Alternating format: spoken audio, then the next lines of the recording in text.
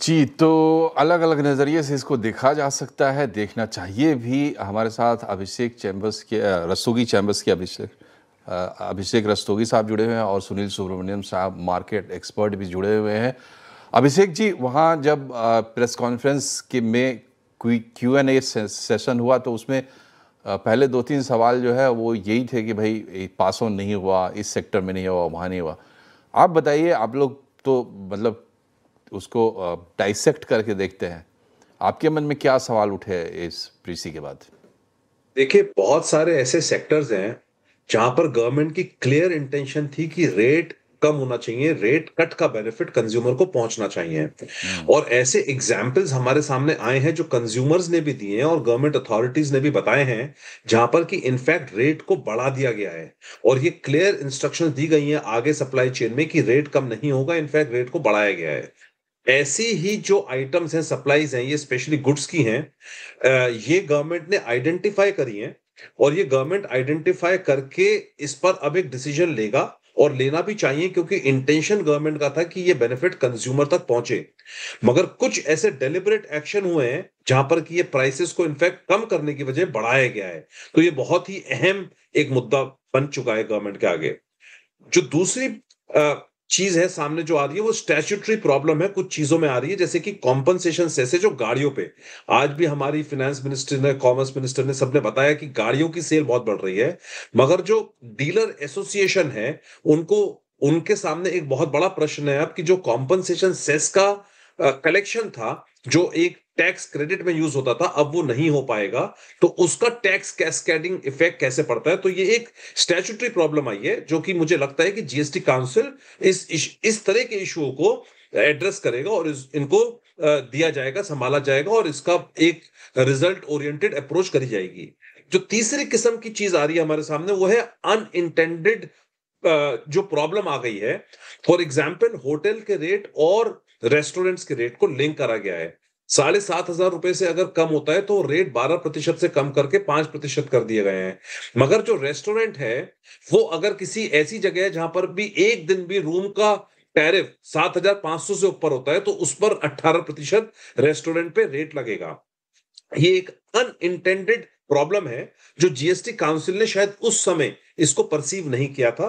तो हमें ऐसी आशा है कि इन तीन बास्केट्स में कंप्लीट डिस्कशन को जीएसटी काउंसिल अपनी नेक्स्ट मीटिंग में देखेगा, जो है अनइंटेंडेड प्रॉब्लम, स्टैट्यूटरी ब्लॉकेज जो हो रही है, और जो डेलिबरेट एक्शंस है। इन्हीं तीन बास्केट्स में आगे आने वाले समय में जीएसटी काउंसिल कुछ अच्छे बड़े डिसीजन लेगा। जी, और सुनील सुब्रमण्यम भी हमारे साथ हैं। आप बताइए सर कि ये तो ठीक है, एक मेजर इसका जो ये था, इंटेंट था, वो कंज्यूमर था। लेकिन ये पूरे सप्लाई चेन को अफेक्ट करता है एक तरफ, और अगर आप कंज्यूमर की बात करते हैं तो डिमांड साइड को भी अफेक्ट करता है। बाकी पिछले कुछ सालों से, कोविड के पहले से ही आप कहिए 18-19 से जो कुछ हम देख रहे हैं अपने इकोनॉमी में, जिस तरीके के साइकिल्स हम देख रहे हैं, तो कुल मिलाकर आज जो प्रेस कॉन्फ्रेंस हुई वो उस सफलता बता रही है।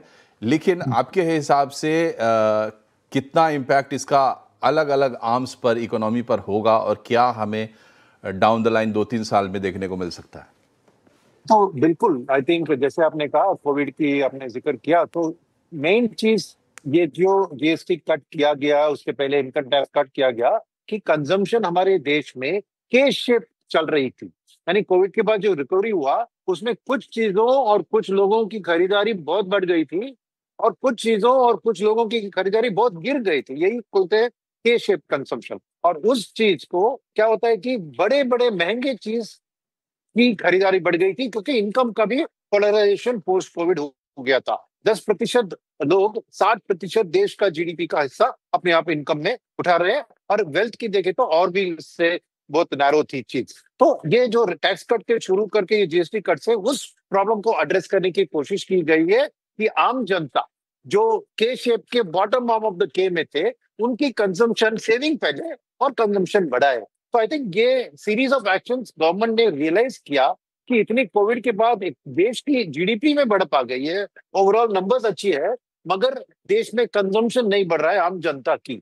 तो वो उनके हाथ में पैसा डालना थ्रू इनकम टैक्स कट और चीजों को सस्ते करना तो जीएसटी कट, ये दोनों इतनी पॉजिटिव चीज है कि देखिए एक आध सेक्टर में उन्होंने पास ऑन नहीं किया, ये क्या वो कंप्लेन तो रहेगी, बट ओवरऑल आप माहौल देखेंगे कि ऑटो गाड़ियों में तो दाम कम हुआ है, डिमांड बढ़ा है, कंज्यूमर ड्यूरेबल्स में दाम बढ़ा है, और डिमांड भी बढ़ रही है।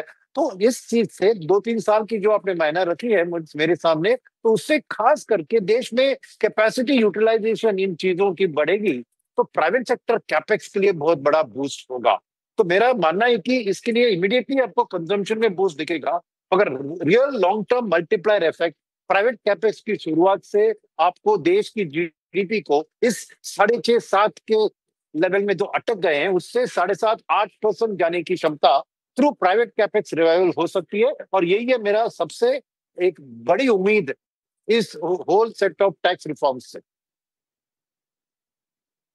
सुनील जी, मैं लक्ष्मण बोल रहा हूं। मेरा सवाल आपसे हाँ यह है, चूंकि आप डेटा को बड़े अच्छे से एनालाइज करते हैं, 2023 की दिवाली, 2024 की दिवाली, 2023 की दिवाली के बाद 2024 की दिवाली में जो सेल्स बढ़ा था उसका कंपेयर आपने क्या 2024 की दिवाली 2025 की दिवाली में जो सेल्स बढ़ा है उससे आपने किया क्या?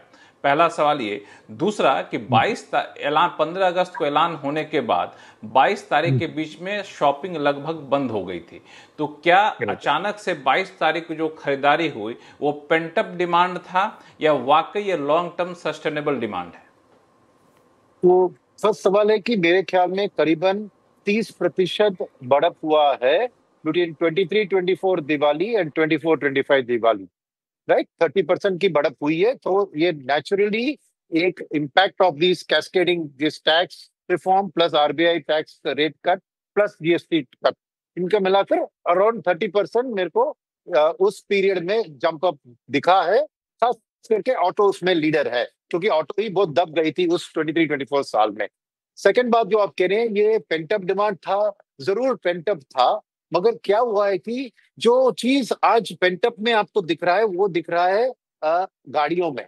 अब देखिए एसी रेफ्रिजरेटर मैं थोड़ी अभी खरीदूंगा, मैं समर में खरीदूंगा, तो उसका सेकंड लेग आएगा आपको ऑल रेफ्रिजरेशन रिलेटेड, रेफ्रिजरेटर लीजिए, वाटर कूलर लीजिए, एयर कूलर लीजिए, या फिर एयर कंडीशनर लीजिए, ये सब की डिमांड आपको इस समर सीजन में दिखेगी, तो सेकंड लेग होगा। और थर्ड लेग होगा in the real estate sector, क्योंकि क्या कि इनकम टैक्स कट के कारण और ईएमआई कटने के कारण अपनी क्षमता to buy a larger house बढ़ेगी, मगर अदर हाउसिंग यानी अफोर्डेबल हाउसिंग के लिए सप्लाई की शॉर्टेज है, क्योंकि सब बड़े महंगे घर ही बिक रहे थे। ये के शेप की जो मैंने बात की उसके कारण अब बिल्डर्स को नई प्रोजेक्ट लॉन्च करके अफोर्डेबल हाउसिंग की लॉन्च करेंगे, तो कुछ 6-9 महीने 1 साल में आपको रियल एस्टेट सेक्टर में थर्ड लेग ऑफ पिकअप दिखेगा।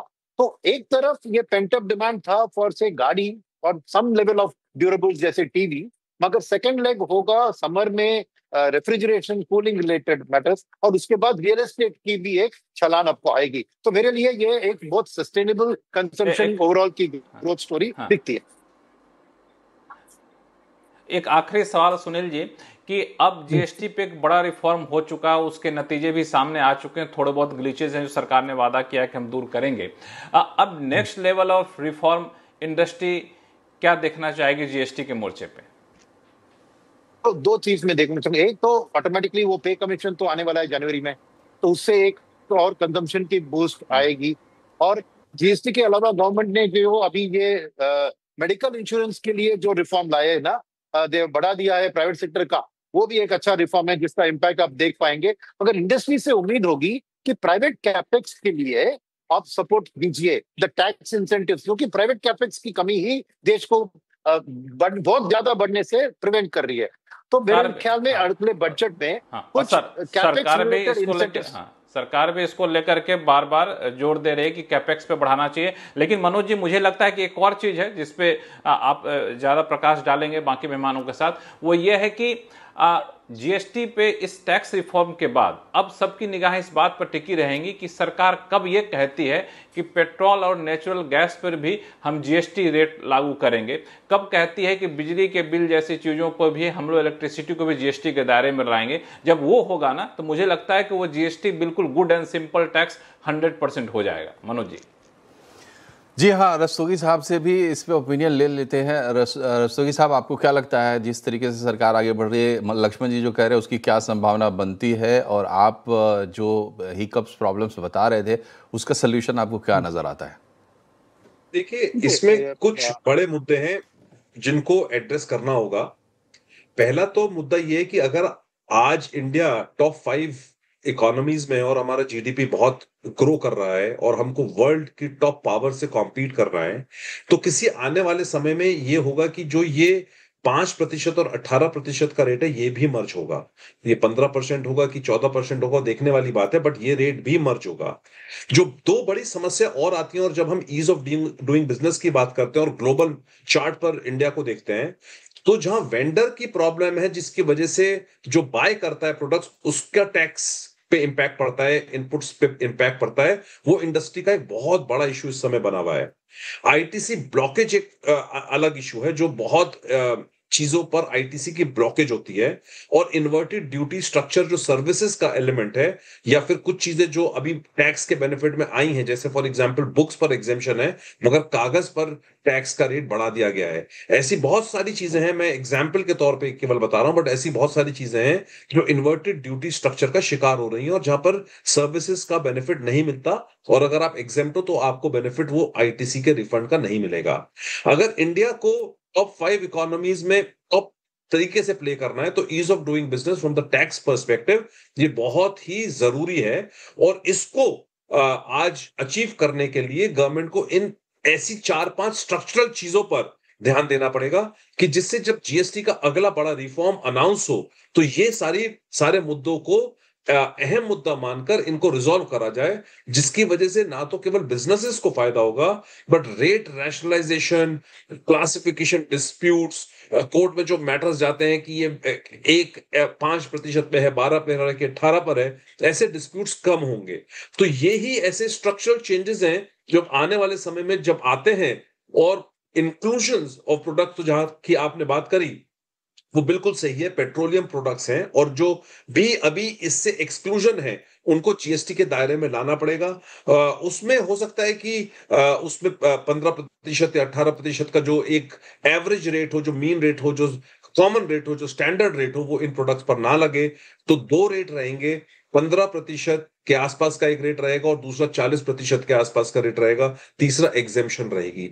तो जब भारत ये अचीव करेगा, तब आई थिंक हमारा जीएसटी जो है आज की डेट में, वो बिल्कुल ही सिंपलेस्ट फॉर्म में आ जाएगा। सिंपलेस्ट फॉर्म में आते ही ईज ऑफ डूइंग बिजनेस बढ़ेगा, कंप्लायंसेस बढ़ेंगे तो जो टैक्स की लीकेजेस है वो कम होगी, जो गवर्नमेंट अथॉरिटीज है उनको बेटर आर्टिफिशियल इंटेलिजेंस के द्वारा इंफॉर्मेशन प्राप्त होगी कि कहीं पर टैक्स कलेक्ट करके पे नहीं हो रहा है, ऐसी सिचुएशंस, या कहीं पर जो कि टैक्स की चोरी हो रही है, वो पता चल पाएगा, इजीली पता चल पाएगा, और बिजनेसेस के लिए और कंज्यूमर्स के लिए, दोनों के लिए बहुत बड़ा बेनिफिट होगा।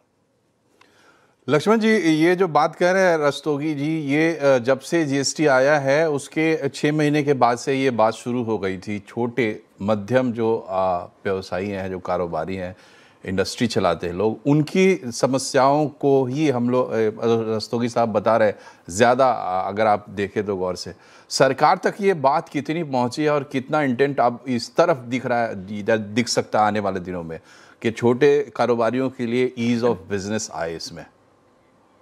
देखिए, छोटे कारोबार, देखिए, दरअसल हुआ क्या है कि इस पूरे जीएसटी रिफॉर्म में दो चीजें हुई हैं। एक तो टैक्स रिफॉर्म हुआ है, दूसरा प्रोसीजरल रिफॉर्म हुआ है।